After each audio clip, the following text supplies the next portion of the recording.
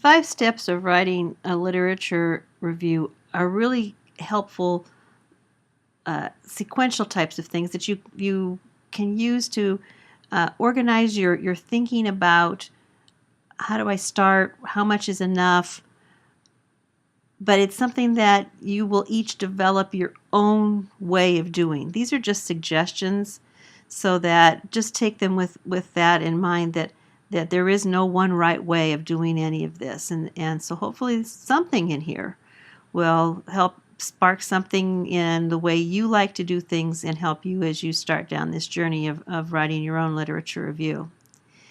The first step is to identify key terms. Now you specifically have a topic in mind, and the topic engenders terms that you're going out and Google scholaring and looking at library in the books and so forth to find the journal articles, to find the textbooks, to find the trade books and so forth that are going to be helpful to you. But there's some systems to help with that we're going to talk about in this section. We're also going to review about locating literature and evaluating literature, although that's been covered in some of the other sections pretty well. Organizing yourself to keep track of what you're doing as you're going through and getting things ready to write and as you are writing. And finally, some steps to starting to write the review itself. A good place to look for some advice like this is John Cresswell's book, Educational Research.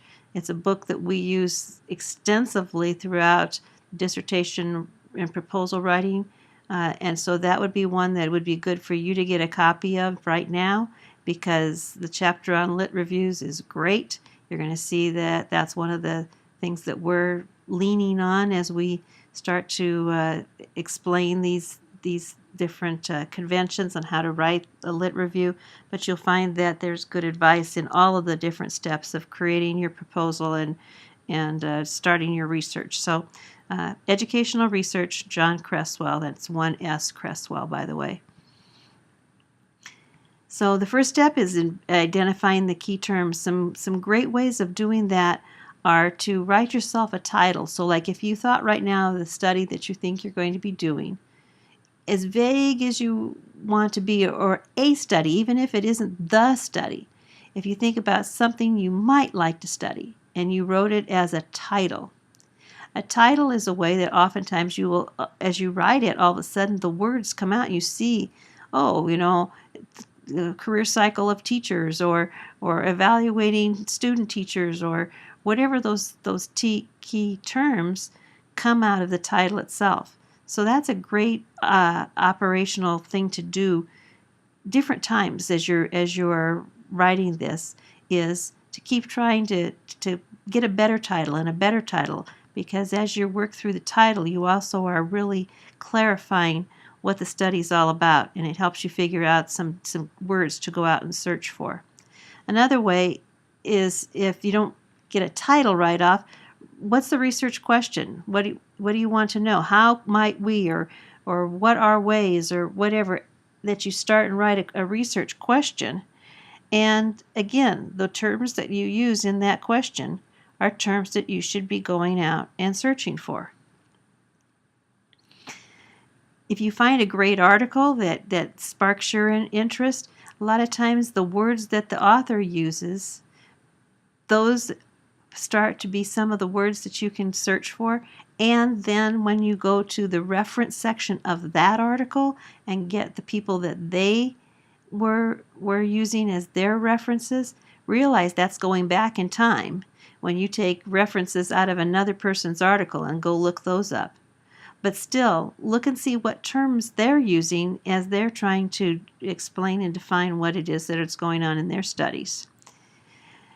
Also, when you're out there looking at the catalogs, like you're looking in the database, remember when you look at the bottom of those library, you've gone out there and you've found an article on one of the library databases. At the bottom of that, there's always lists of key catalog terms and how they catalog it in the library. And that's a good place to also start to talk to Melissa Cast in the library about what you're trying to do, because she'll think of oftentimes of synonyms or specific ways that the databases find to find what you're looking at. For example, in my study, I was looking for dispositions, could find nothing, and was talking to her, and she said, how about using values? Well, all of a sudden, when I started using values, then I found out attitudes and beliefs. And so when I would search teachers' attitudes, values, and beliefs, I got the same type of article of what I needed. And I never would have found it if I kept looking under dispositions. It wasn't in the literature at that time. Finally, kind of a strange way that I've gone to find what I'm looking for is if I find a book that sounds like it might be something I might want to read on my topic, I actually physically go to that bookshelf and search the books that are around it. Very often the book that I thought I wanted, when I pull it off the shelf, it isn't quite there, but the ones 3 or 4 down the shelf are the books I'm looking for. So don't just try to sit and do it all at home. There's good things about going to the library at this time, and it's there for you. Physically go there, and if you want to, you can even to get a desk there, a locked desk, as a doctoral candidate, that you can work in the library. And we've had candidates that have done the majority of their work from the library itself, because it's a quiet, dedicated place to get this stuff done. But whether you decide to do it at home or someplace else, don't forget, go to the library, look at what they have there in their collections. Even at the early stages like this, it's a very helpful thing to do. And again, you're going to look at all the different kinds of research. Those summaries that are at the very bottom of the pyramid, you're only going to find if you go to the library. That's where they summarize trends over time, and they're huge, big reference books, but they're very helpful because they're filled with literature reviews about topics that are similar to what you're thinking about, but obviously are probably 10 years out of date. But those things that were 10 years ago, those people are still writing today. If you look and find the important names in the field 10 years ago, you then can go to the and see what they're writing now and get caught up to date on what the current trends are of things as well. And don't forget as well that there's a difference between journal articles and just more of a magazine type of thing. That a journal article, you're going to be seeing data presented, whether it's qualitative or quantitative data. And you want some things that say that. You don't want to stay all in ed leaderships and captains and district administrators and those types of magazines. Those have a place, and there's nothing the matter with those. But you want different types of literature, and if you don't have some journal articles with some data of some type, you really haven't got deep enough into the literature to be able to start to have your own voice about having expertise in the field. So again, you locate the academic library. Chris Library is there for you. It's a great place, because if they don't have it, they will interlibrary loan and get it for you. I do use a lot of interlibrary loan, but when you need those critical pieces, then it's worth the time and effort to go and get something through that loan situation. But just what they have for themselves is probably pretty close to what you need for this class.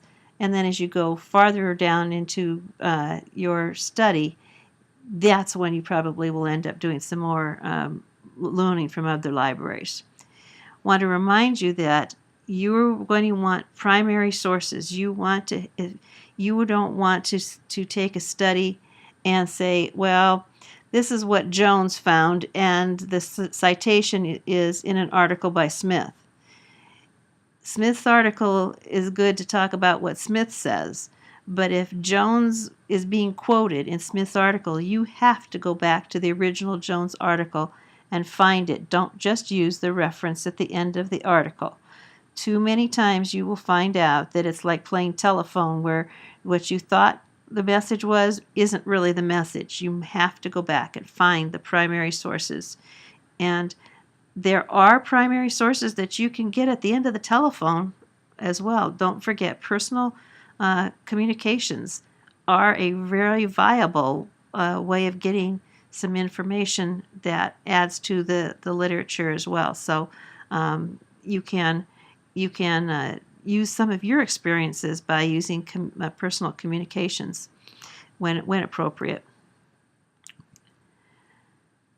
Again, we've talked a lot about evaluating to make sure that your stuff is credible, and that the relevant piece becomes important now, because everything seems relevant. It's like what's enough, what's good stuff, and what's nice to know but not important. So with that's where you start to organize.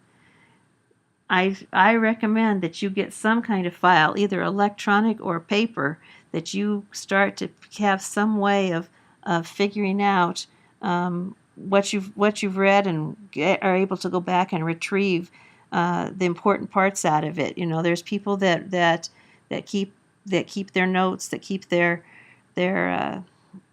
things all on an electronic database. There's other people that keep cards. Some people write it right on the papers. Whatever you do, you need to have some kind of system. The sooner you get a system, the less frustrated you will be. And then I'm going to talk quite a bit about literature map, but that's going to be its own little standalone section. So I'm going to skip past that now. But you have some examples of maps in your handout. They look kind of like Venn diagrams, but literature maps can be anything from an outline, with Roman numerals, to a web that you've created, like a word web, to a Venn diagram type of thing. There's many different ways of doing them, but what they do is try to show what's in and what's out. How do you see the different pieces of the literature topics fitting with one another? And we will study that in just a little bit together. Finally, then, when you're starting to write, can't stress enough that you need to have an APA manual, and it's got to be the latest one.